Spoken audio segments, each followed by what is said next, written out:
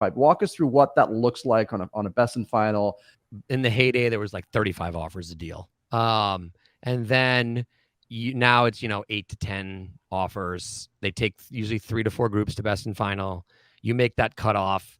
They ask you to sharpen your pencils. And you always save a little something in the tank. And then you listen to the broker's wonderful stories of where you need to go to and how much you need to move. And you have to decide if it's in, it's like trying to buy something it's like an auction, right? You have to set a number in your brain. Like, we're just not going past this, because if they say, hey, it's yours for another $500,000, like, well, then when you get there, could technically be another one. Like, hey, they move. So now can you move another? It can go on forever. And you just have to have that I'm willing to just walk from this deal because it just doesn't work anymore. You've got to clutter out the noise and make the decision, right? This is where the mental strategy of best and final is a head trip. Is you don't want to lose out on a deal over, I'm going to use bigger numbers because we buy stuff. Let's say you're in on the deal for 50 million and they're like, hey, you got to move. It's like, if I move 250 grand on this, it doesn't really move the returns. So it's just a head trip to draw that line in the sand. And you got to cut out the noise of, when you're in the business, you're getting information from everybody, right? The broker that has the deal, the mortgage, the guys that are helping you get the debt. Then there's brokers that don't have the deal. They're piping information into your ear. And you have to underwrite to what the deal works for you and cut out that noise. Because I've seen it go, listen, I have been in situations where I have been said, hey, I've been on sides where you're selling, like, hey, listen, you got to move $1 million to buy this deal. And guess what? They were already the highest bidder and they didn't have to move $1 million at all. And then I've also said, you need to move $1 million, and they absolutely had to move $1 million, and they didn't, and they lost the deal. And the group A could have not moved the $1 million. They still would have got it. And the group that didn't move needed to move, and they didn't get it, which is why you have to just cut out. It's a total head game. It's not fun. I wish I could be in the brain of every broker and find out what it is and just bid exactly the 100 grand more than everybody else.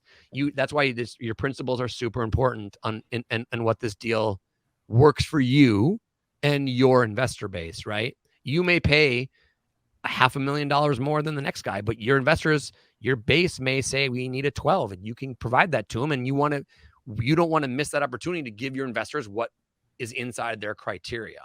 That's where you got to just stay. As long as it stays in your criteria, inside of your range of what you believe is a good buy with inside your investors' criteria, then push to where you need to go get the deal. And if it gets you there, great. And if it doesn't, it doesn't. Do you have a range going in, like a price range going into these, or do you have like a bottom? Like, I'm not paying more than in your numbers. I'm not paying more than 51,250,000, because if it's 251, I'm out. Or do you have more of a range, or do you even sometimes go back to the drawing board and do underwriting number 73 when then you and Kenny and Ross all get together again? Going into it, do you have a number, or are you flexible? I tend to have a number. Flexibility. Here's the best thing. I'm a huge analogy person. My wife is always like, my God, if you give me another analogy.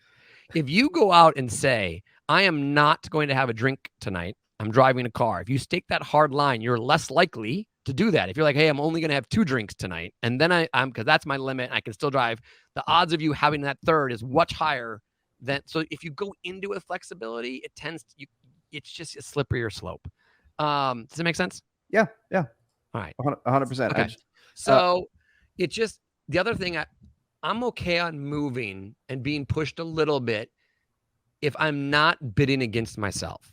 If they say, hey, you need to get to this number and the deal is yours, and I got to move, from 5, I said 51,250, and I got to go to 51,500.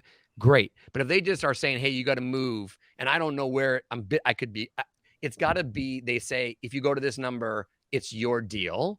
Then I'm going to be more apt to get to that number if it's close. I mean, I'm not going to move if I'm at 50 and like, hey, you got to get to 53. Like, it's not. Or is that where the relationship with the opposing, the other broker comes into play, or are you talking to people you've never dealt with before? Right. Because I mean, if somebody tells me and then it's yours and you know this person and you trust this person, that'd be different than if it was just, oh, I don't know this person from Adam. Yeah. And again, you won't, yes, it's relationship. And if it's somebody that you don't know, you go to that number and then they don't award you the deal. You now know that they're not a trustworthy person. You won't deal with them again. Right. Yeah. And it's interesting, right? I think we're in Arizona and Texas. Texas is a non-disclosure state. Arizona, you have to disclose. So the Arizona brokers, unfortunately, have to be a lot more truthful when they say if you need to go to this number or the deal is yours, because you're going to find out what, like, let's say you're at 50 and they say, hey, man, you got to go to 51 and you don't, and somebody else buys the deal and it was at, you like, I'm out, and somebody buys it at 52.50, they BS'd you. You didn't actually have to go that. I mean, you get a quicker feedback on the BS meter. Texas, it's the Wild West. So if you enjoyed this clip and you want to see the entire episode, click here. And if you want to see other videos similar to this, click here.